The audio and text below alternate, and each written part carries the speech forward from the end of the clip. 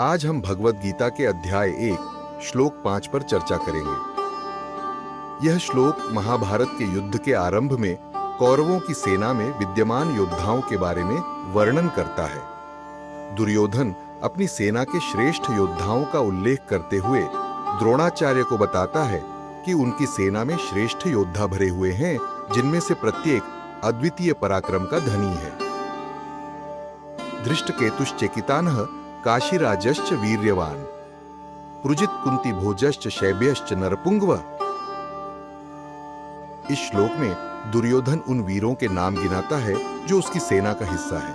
इनमें धृष्टकेतु, चेकितान, पराक्रमी काशीराज, पुरुजित, कुंती भोज और शैब्य जैसे योद्धा शामिल हैं, जो महान पराक्रम के धनी हैं। इस श्लोक का मुख्य उद्देश्य यह है कि दुर्योधन अपनी सेना की शक्ति और पराक्रम को द्रोणाचार्य के सामने उजागर करना चाहता है। वह यह दिखाने का प्रयास कर रहा है कि उसकी सेना में कोई भी साधारण योद्धा नहीं है, बल्कि हर एक वीर योद्धा अद्वितीय है और युद्ध में अपनी श्रेष्ठता सिद्ध करने में सक्षम है। यह श्लोक हमें यह सिखाता है कि युद्ध से पहले मनोबल को ऊंचा रखना कितना महत्वपूर्ण होता है।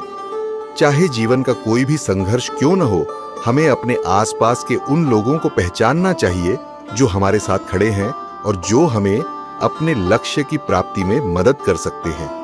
ठीक वैसे ही जैसे दुर्योधन अपने योद्धाओं पर विश्वास दिखाता है। लेकिन एक और महत्वपूर्ण बात है, सिर्फ बाहरी शक्ति और पराक्रम ही नहीं, बल्कि आंतरिक शक्ति यानी धर्म, सत्य और न्याय के मार्ग पर चलने की शक्ति भी महत्वपूर्ण होती है। इसलिए हमें याद रखना चाहिए कि सच्ची जीत बाहरी नहीं, बल्कि आंतरिक विजय में है।